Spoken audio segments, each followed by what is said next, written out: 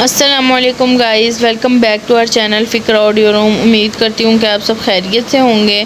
آج کے ایپیسوڈ میں آپ سب کو خوش آمدید۔ شروع کرنے سے پہلے اگر ابھی تک آپ لوگوں نے ہمارے چینل کو سبسکرائب نہیں کیا ہے تو کر لیں، ویڈیو کو بھی لائک کر دیا کریں اور کمنٹ باکس میں اپنی رائے کا اظہار بھی دیا کریں۔ شروع کرتے ہیں، بسم اللہ الرحمن الرحیم۔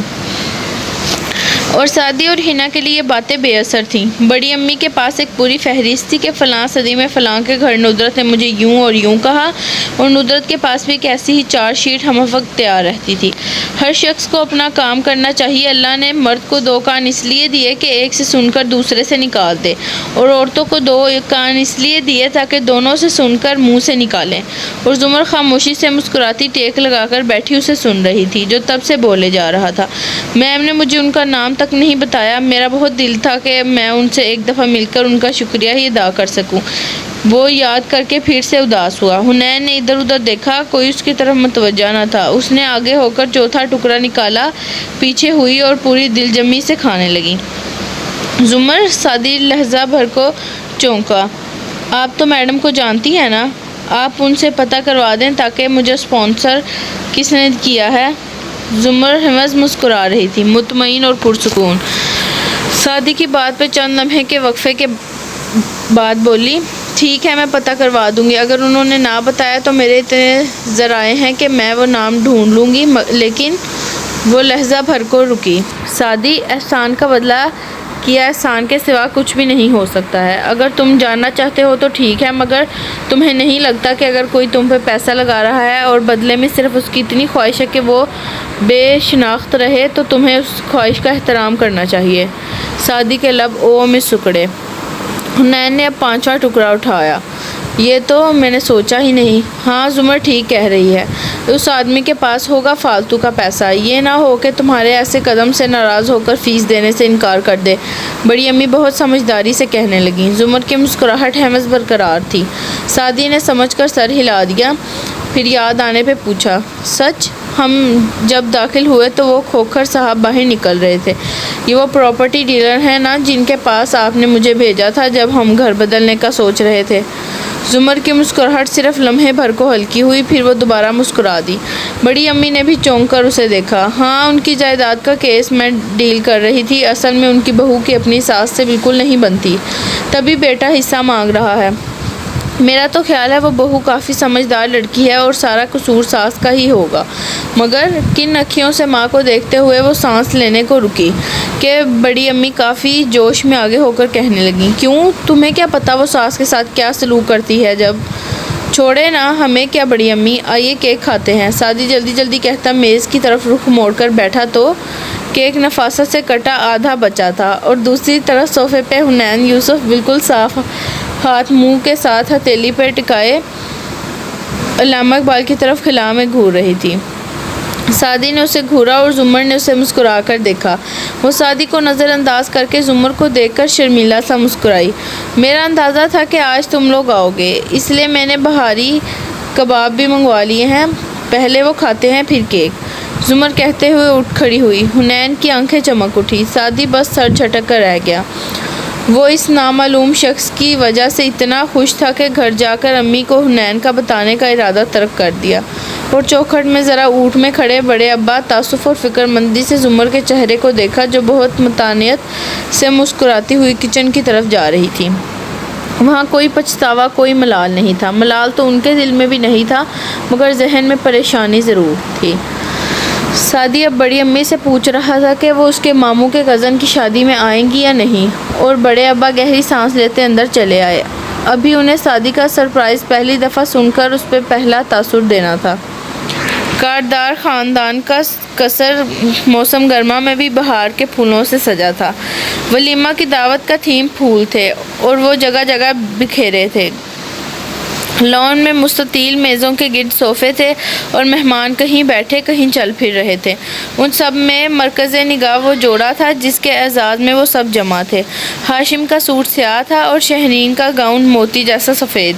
سر پہ باریک کامدار دوپٹہ کندھوں کے پیچھے گرتا تھا اور وہ ہاشم کی کوہنی کو تھامے ہنستی ہوئی اس کے ساتھ چل رہی تھی۔ کافی دیر سے وہ دونوں آگے پیچھے مہمانوں میں گھوم رہے تھے۔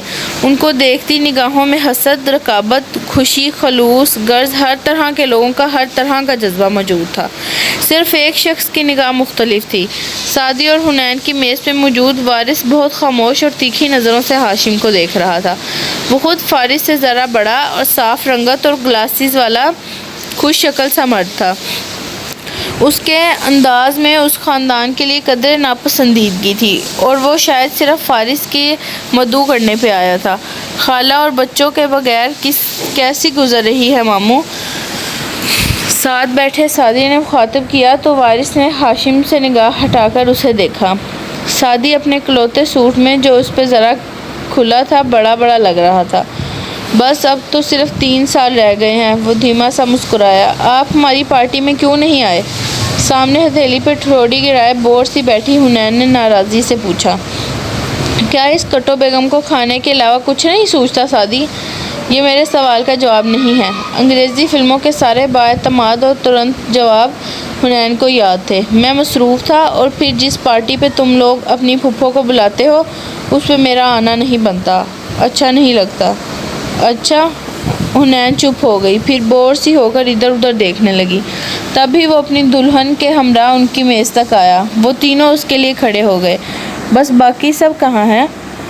ہاشم نے شہری سے تعارف کروا کر حیرت سے سعدی کو دیکھ کر پوچھا۔ سیم کو بخار تھا تو امی اس کے پاس رک گئی، بڑے ابا کی فیملی کو کہیں اور جانا تھا، اور فارس ماموں؟ کہتے ہوئے سعدی نے لان کے داخلی چیک پوائنٹ کو دیکھا۔ وہ دعوت کے شروع میں تھے، مگر پھر وہ ایوننگ کلاس کے لیے چلے گئے۔ جبکہ فارس نے بس سرسری سا پوچھا تھا، تمہارے دادا کی فیملی نہیں آئے گی؟ سعدی نے بتایا نہیں، تو وہ بس 10 منٹ رکا اور پھر اٹھ گیا۔ وارث بھی زیادہ دیر نہیں بیٹھنا چاہتا تھا، مگر سعدی اور حنین کی وجہ سے وہ پابند ہو کر رہ گیا تھا۔ اس دن کے لیے دوبارہ شکریہ۔ اس نے پھر سے سعدی کا کندھا تھپک کر کہا تو وہ شرمندہ ہو گیا اور بات بدلنے کو ماموں کی طرف مڑا۔ میں اس دن جو سارا خالہ کے بارے میں بتا رہا تھا وہ ان کی وائف ہیں، میں جانتا ہوں۔ ہاشم نے مسکرا کر سر ہلایا۔ شہرین پلٹ کر کسی اور سے باتیں کرنے میں مہو تھی۔ اور وارث، کیا کر رہے ہو آج کل؟ جیبوں میں ہاتھ ڈالے کھڑے وارث نے ذرا سے کندھے اچکائے۔ کچھ گڑے مردے اکھاڑنے کی کوشش کر رہا ہوں۔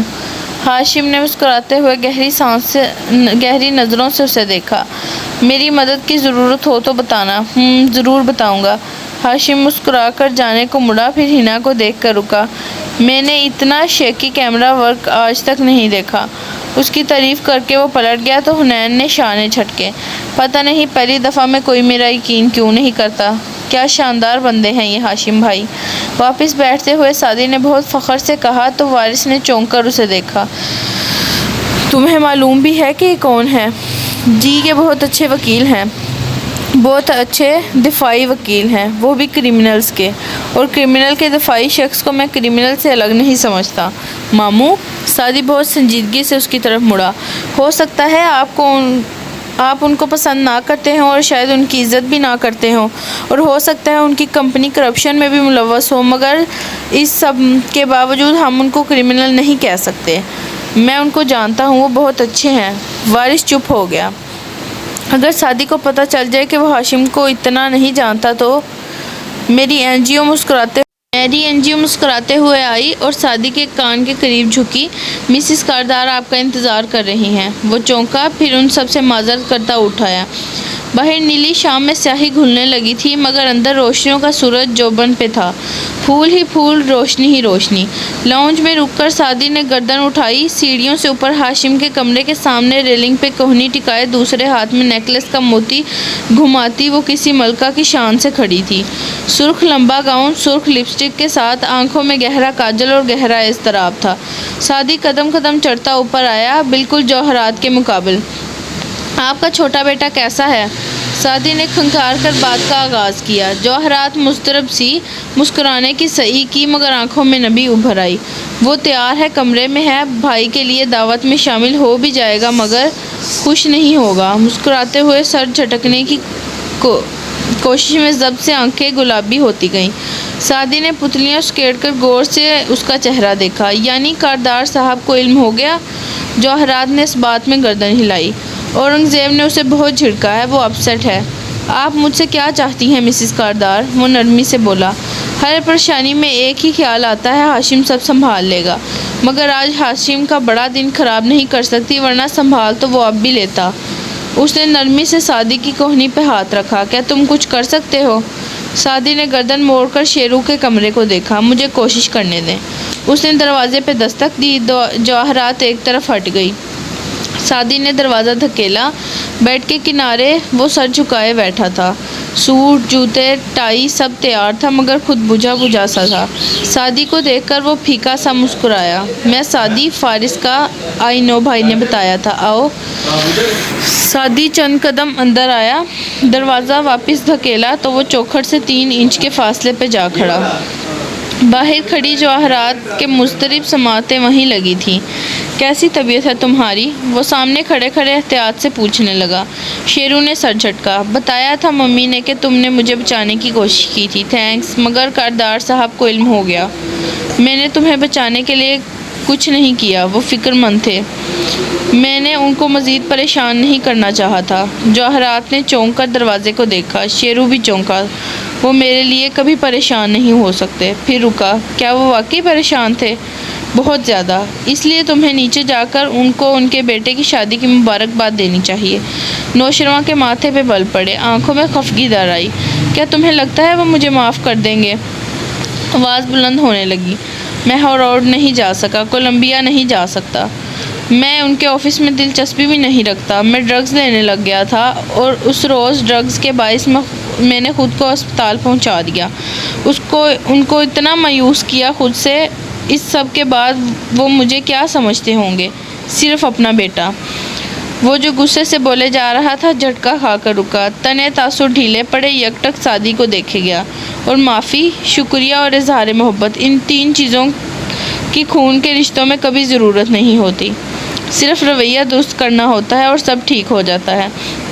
اور اگر انہوں نے مجھے ڈانٹ دیا؟ وہ اندر سے ڈرا ہوا تھا۔ میں تمہیں ایک کہانی سناتا ہوں نوشروان۔ سعدی نے سر جھکائے جوتے سے لکڑی کا فرش مسلتے کہنا شروع کیا۔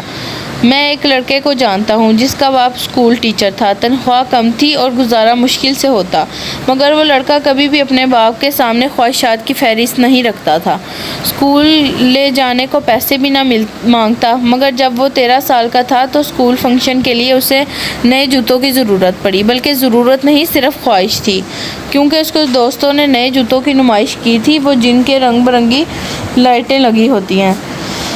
اس روز اس نے اپنے باپ سے کہا کہ اسے بھی وہی جوتے چاہیے۔ باپ کچھ دیر کو چپ ہوا تو وہ سمجھا کہ باپ نہیں لے کر دے گا۔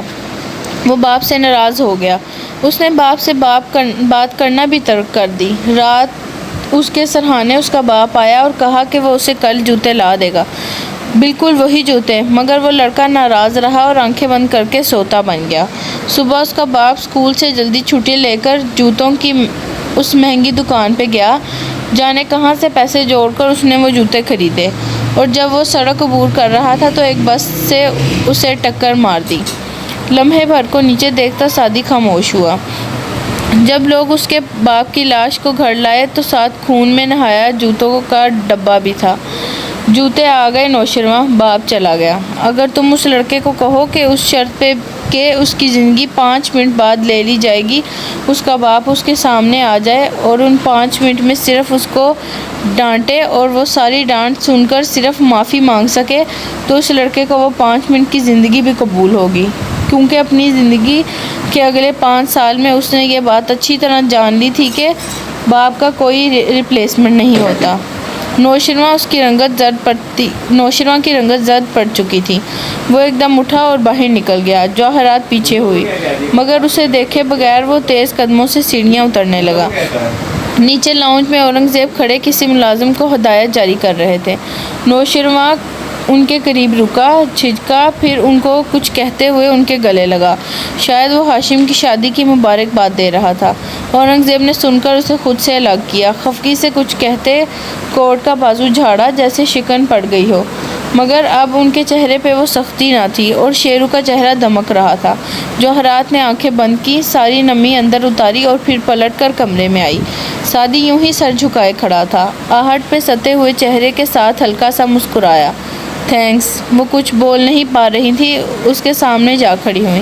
کیا واقعی اورنگزیب اس دن شیرو کے لیے پریشان ہوا تھا؟ اور کیسے پریشان ہوا جاتا ہے؟ اسے الٹا تعجب ہوا۔ جواہرات نے مسکرا کر سر ہلایا۔ شاید میں بھی شیرو کی طرح کبھی کبھی اس کو سمجھ نہیں پاتی۔ وہ ایک سخت گیر باپ ہے، مگر اسے صرف ہاشم سنبھال سکتا ہے۔ خیر، کبھی کبھی آ جایا کرو، تم سے بات کر کے اچھا لگتا ہے۔ میں لیٹس چلا جاؤں گا جلد، مجھے اسکالرشپ مل گیا ہے، کیمیکل انجینئرنگ۔ شیرو بھی انجینئرنگ پڑھے گا، مگر وہ تو مانچسٹر جائے گا، ہاشم بھائی نے بتایا تھا۔ جواہرات نے ایک نظر سعدی پر ڈالی اور ایک شیرو کے کمرے پہ۔ نہیں، اس نے ابھی فیصلہ نہیں کیا۔ اچھا، سعدی کو حیرت ہوئی۔ ہاشم بھائی تو بالکل شیور تھے۔ کیا تم مجھے اپنی فیملی سے نہیں ملواؤ گے؟ وہ مسکرا کر خود کو کمپوز کرتی اس کے ساتھ باہر آئی۔ سعدی نے بھی مسکرا کر سر ہلایا۔ وہ دونوں ہمراہ چلتے جب سیڑھیوں کے وسط میں تھے تو جواہرات نے رک کر اسے دیکھا۔ اگر اس لڑکے کے والد آج زندہ ہوتے تو اس پہ بہت فخر کرتے۔ سعدی نے جواب نہیں دیا، بس اداسی سے مسکرا کر زینے اترنے لگا۔ شام مغرب میں ڈھل چکی تھی اور فارس لائبریری کے کونے والی میز پہ بیٹھا بور سا ہو کر بار بار گھڑی دیکھ رہا تھا۔ سامنے نوٹس اور کتابیں بھی منتظر سی پڑی تھیں۔ دفعتاً وہ آتی دکھائی دی، کندھے پہ بیگ، ہاتھوں میں کتابیں، بال جوڑے میں بندھے، تھکے تھکے انداز میں کرسی کھینچی، بیگ رکھا۔ فارس فوراً سیدھا ہو کر بیٹھا۔ مجھے نماز میں دیر ہو گئی۔ اس کو دیکھے بنا وہ بیٹھ کر کتاب کھول رہی تھی۔ فارس نے سر کو خم دیا، پھر لگا کوئی اور بھی سامنے کھڑا ہے۔ چونک کر چہرہ اٹھایا تو ساتھ والی کرسی کھینچ کر جمشید افضل بیٹھ گیا۔ اس سے پہلے کہ فارس ناگواری سے اسے روکتا کہ بھائی تم کدھر، زمر نے کہا۔ جمشید کو بھی یہی ٹاپک سمجھنا تھا۔ بیٹھیے جمشید، یہ آج ہم کور کر لیں گے۔ کتاب کے صفحے پلٹتے اشارہ کرتی وہ بہت مصروف لگ رہی۔ پتلا تھیٹا اسٹوڈنٹ تابعداری سے سامنے بیٹھا۔ فارس نے تند نگاہوں سے اسے گھورا اور ضبط سے رخ پھیر لیا اور شدید بدمزہ ہوا تھا۔ خود اسے بھی معلوم نہیں کہ کیوں۔ زمر اب بال پین ہاتھ میں پکڑے باری باری دونوں کو دیکھتی سمجھا رہی تھی۔ جمشید جلدی جلدی رجسٹر پہ نوٹس لینے میں مگن تھا اور فارس گاہے بگاہے ایک اکھڑی سی نظر اس پہ ڈال لیتا۔ یہ بنیں گے وکیل، جج نے ایک پھونک مارنی ہے اور اس نے اٹھ جانا ہے۔ 10 منٹ بعد وہ لڑکا اس کے لیے ناقابل برداشت ہو گیا۔ وہ کچھ پوچھ رہا تھا اور زمر دوبارہ اسے وہی بات سمجھا رہی تھی۔ فارس کی بیزاری بڑھنے لگی۔ تبھی زمر کا فون بجا، کال ضروری تھی۔ وہ معذرت کرتی اٹھ کر باہر چلی گئی۔ اس نے اب بہت فرصت سے پتلیاں سکیڑ کر اس چشمش کو دیکھا، پھر اس کے سامنے انگلی سے میز بجائی۔ رجسٹر پہ لکھتے لڑکے نے چونک کر اسے دیکھا۔ وہ کتاب پکڑانا تحکم سے میز کے دوسرے سرے پہ رکھی کتاب کی طرف اشارہ کیا۔ وہ تابعداری سے سر ہلاتا جیسے ہی اٹھا، فارس نے اس کی کتابوں کے ساتھ رکھا اس کا موبائل اچک کر اپنی جیب میں رکھا۔ لڑکا واپس آیا، کتاب سامنے رکھی اور رجسٹر پھر سے کھول لیا۔ فارس نے ہتھیلی اس کے سامنے کی۔ ذرا فون دینا اپنا، میرا کریڈٹ نہیں ہے، ایک کال کرنی ہے۔ لڑکے نے مسکرا کر اپنی کتاب ہٹائی، پھر رجسٹر ہٹایا، پھر نوٹ سے ایک طرف کیے مسکراہٹ غائب ہوئی۔ وہ پریشان سا چیزیں الٹ پلٹ کرنے لگا، پھر جیب تھپتھپائے۔ نہیں دینا تو نہ دو، وہ بگڑے موڈ سے بولا۔ نہیں، ابھی تو میرے پاس تھا، آپ بیل دیں گے ذرا؟ لو، میرا کریڈٹ ہوتا تو تم سے کیوں مانگتا؟ اس نے ناک سے مکھی اڑائی۔ ویسے آخری دفعہ کہاں استعمال کیا تھا فون؟ وہ ہاں، ڈاکٹر عبدالباری کے آفس کے سامنے۔ وہ تو 2 بلاکس دور ہیں، راستے میں گرا ہوگا، اب تک تو کوئی لے اڑا ہوگا۔ یوں کرو، واپس جاؤ اور راستے کا ایک ایک پتھر اٹھا کر دیکھو، شاباش۔ ساتھ ہی اس کا شانہ تھپتھپایا۔ وہ سنگل پسلی ہل کر رہ گیا، پھر جلدی جلدی چیزیں سمیٹتا وہاں سے بھاگا۔ زمر جب آئی تو چنگم چباتا فارس اکیلا وہاں بیٹھا تھا۔ اس نے تعجب سے خالی کرسی کو دیکھا۔ یہ کہاں گیا؟ پتہ نہیں، کچھ کھو بیٹھا تھا، اتنی جلدی میں بھاگا کہ موبائل بھی چھوڑ گیا۔ لاپرواہی سے میز پہ رکھے موبائل کی طرف اشارہ کیا جس کو وہ آف کر چکا تھا۔ زمر ناگواری سے سر جھٹکتے واپس بیٹھی۔ یہ نان سیریس اسٹوڈنٹس بھی نا؟ نہیں، آپ اصرار کرتی ہیں تو اس کا انتظار کر لیتے ہیں، آدھا پون گھنٹہ ہی لگے گا۔ اسے بہت ہی خیر خواہی سے پوچھا۔ کوئی ضرورت نہیں ہے، وہ درستی سے کہتی کتاب کھولنے لگی۔ وہ سر ہلا کر بہت انہماک سے اسے سننے لگا۔ اب وہ بہت بہتر محسوس کر رہا تھا۔ اس اونچی اور نفیس لاؤنج میں نہ پھول تھے نہ اس دن کی رونق۔ ایک کنارے پہ قد آور کھڑکی کے ساتھ 2 کرسیاں ساتھ ساتھ رکھی تھیں، ان کے درمیان چھوٹی میز پڑی تھی۔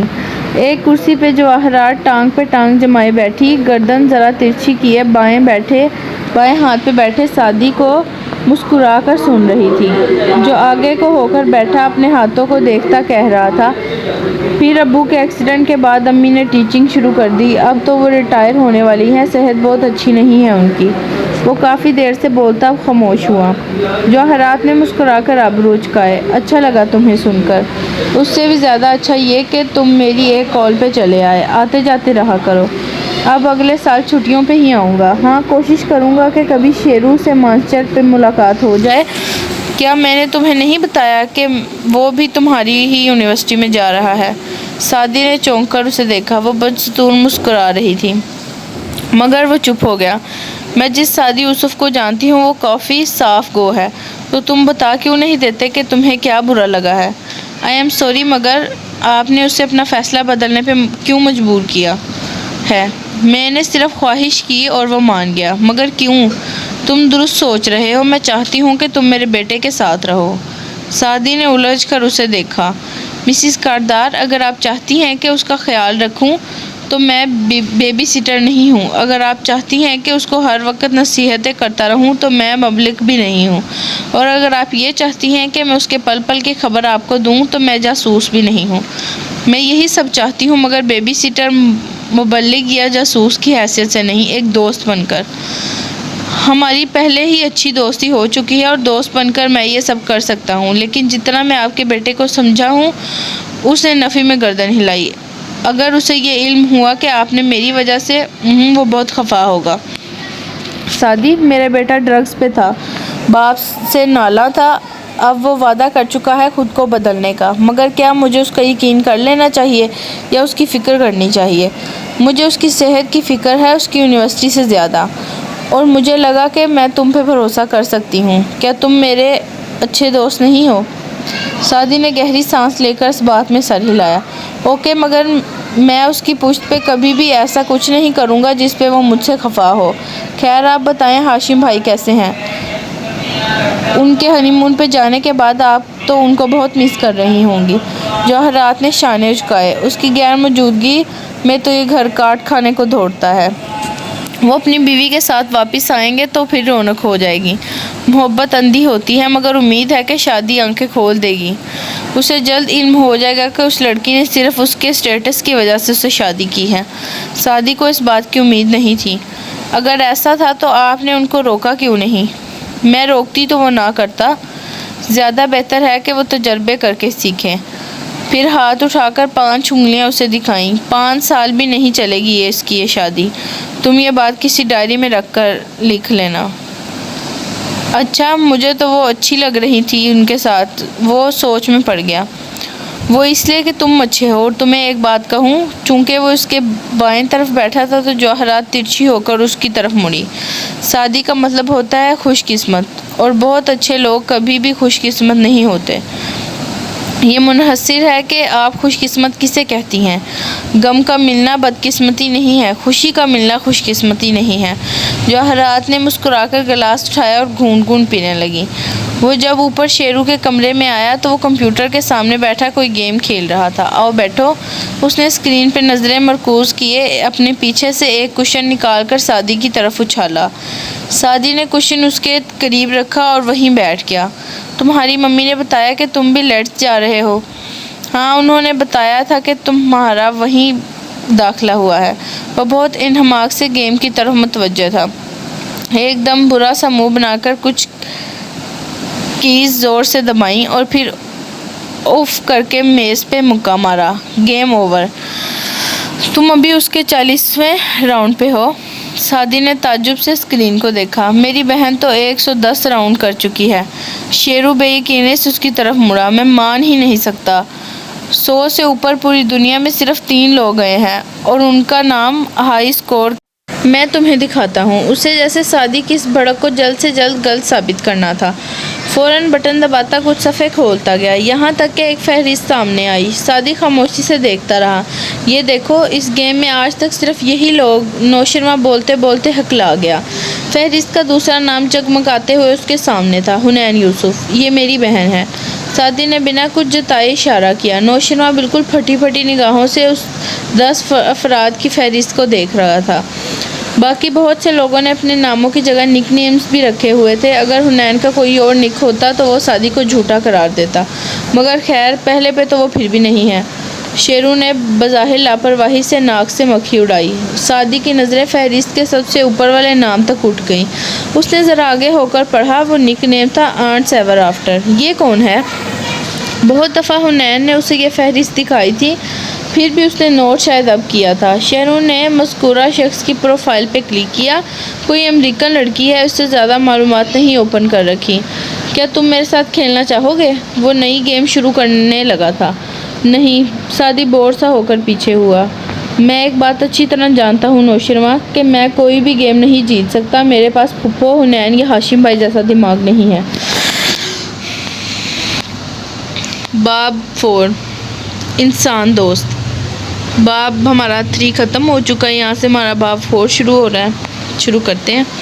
اگر تم حوصلہ مجتمع رکھ سکو جب ارد گرد سب حوصلہ کھو رہے ہوں اور تم کو مورد الزام ٹھہرا رہے ہوں، اگر تم خود پہ بھروسہ کر سکو جب سب کو تم پہ شک کریں مگر ان کو شک کی اجازت بھی دو، اگر تم انتظار کر سکو اور انتظار سے تھکو نہیں، یا تم سے جھوٹ بولا جائے مگر تم نہ بولو، یا تم سے نفرت کی جائے مگر تم نفرت کو راستہ نہ دو، اور پھر بھی نہ تم بہت اچھے لگو نہ بہت عقل مند، اگر تم خواب دیکھ سکو اور خوابوں کو اپنا آقا نہ بناؤ، اگر تم سوچ سکو مگر سوچوں کو اپنا مقصد نہ بناؤ، اگر تم فتح اور تباہی دونوں سے مل سکو اور ان دونوں دھوکے بازوں سے ایک جیسا سلوک کر سکو، اگر تم اپنے بارے بولا گیا سچ سننے کی ہمت کر سکو جسے نادانوں کو بہکانے کے لیے توڑ مروڑ کر پیش کیا جائے، یا جن چیزوں کو تم نے اپنی زندگی دے ڈالی ان کو ٹوٹا ہوا دیکھ سکو اور پھر جھک کر ان کو گھسے پٹے اوزاروں سے دوبارہ تعمیر کر سکو،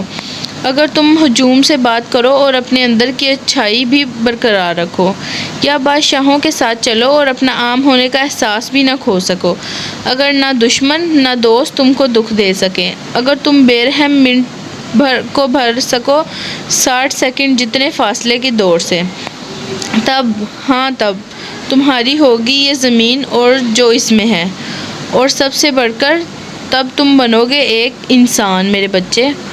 کپلنگ کی نظم۔ اگر تم ناحق ٹکڑے چن چن کر دامن میں چھپائے بیٹھے ہو، شیشوں کا مسیحا کوئی نہیں کیا آس لگائے بیٹھے ہو۔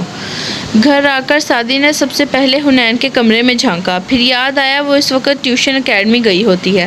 وہ اپنے کمرے میں آ کر پیکنگ کرتا رہا۔ جب مغرب کے قریب لاؤنج سے باتوں اور ٹی وی کی آوازیں بلند ہوئیں تو وہ باہر آیا۔ حنین بیگ صوفے پہ رکھ کر یعنی پھینک کر کچن میں گھس گئی تھی۔ وہ چوکھٹ پہ جا کھڑا ہوا۔ ایک بری خبر ہے۔ مسکراہٹ دبائے بات کا آغاز کیا۔ وہ فریج سے کھانا نکالنے میں مصروف تھی، مصروف ہی رہی۔ میں نے آج نوشرواں کے گھر تمہاری گیم کے ہائی سکورز کی فہرست دیکھی۔ معذرت کے ساتھ آپ کو مطلع کیا جاتا ہے کہ آپ پہلے نمبر پہ نہیں ہیں۔ ڈنر خراب نہ کرو بھائی، مجھے پتہ ہے میں ہی ٹاپ پہ ہوں۔ وہ خفگی سے اسے دیکھ کر پلیٹ لیے لاؤنج میں چلی آئی، کمپیوٹر چیئر کھینچی، بٹن دبایا، ساتھ ہی لقمہ توڑا۔ آخری دفعہ کب چیک کیا تم نے؟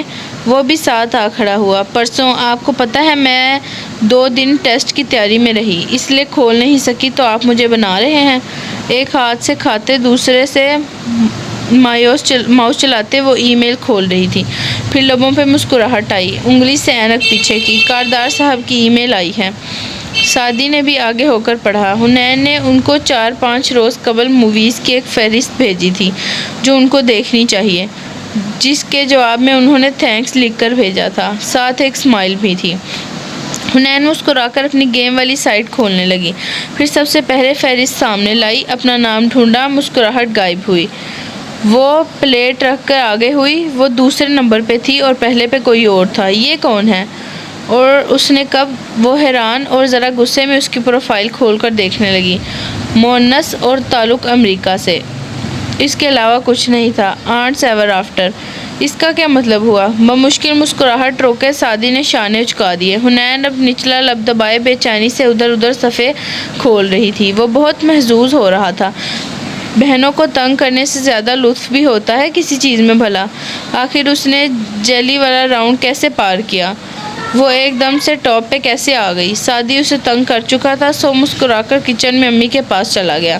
وہ اب بھی ویسے ہی لب کاٹ رہی تھی۔ پھر کچھ دیر سوچتی رہی اور اس کو پیغام بھیجا۔ کھانا وانا سب بھول گیا تھا۔ ہائے ہیلو، اگلے ہی منٹ جواب آیا۔ حنین کی بورڈ پہ انگلیاں رکھے اسکرین کو دیکھتی ٹائپ کر رہی تھی۔ آپ نے جیلی والا راؤنڈ کیسے پار کیا؟ ذرا توقف سے جواب چمکا۔ نارملی ہم بات کا آغاز حال احوال پوچھنے سے کرتے ہیں۔ میں نارمل نہیں ہوں، میں حنین ہوں۔ اب بتاؤ تم نے وہ راؤنڈ کیسے پار کیا؟ محنت کی، بار بار کوشش اور ہو گیا۔ تو تم حنین ہو پاکستان سے؟ ہاں، اور تم کون ہو؟ امریکہ سے۔ وہ ابھی بھی متعصب انداز میں خفگی سے اسکرین کو دیکھ رہی تھی۔ وہاں پہلے مسکراتا ہوا نشان ابھرا اور پھر پیغام، میں علیشا ورجینیا سے اور میرے آباء و اجداد فرانسیسی ہیں۔ French American? حنین نے مشکوک نظروں سے اسکرین کو گھورا۔ میں کیسے یقین کر لوں کہ تم وہی ہو جو تم کہہ رہی ہو؟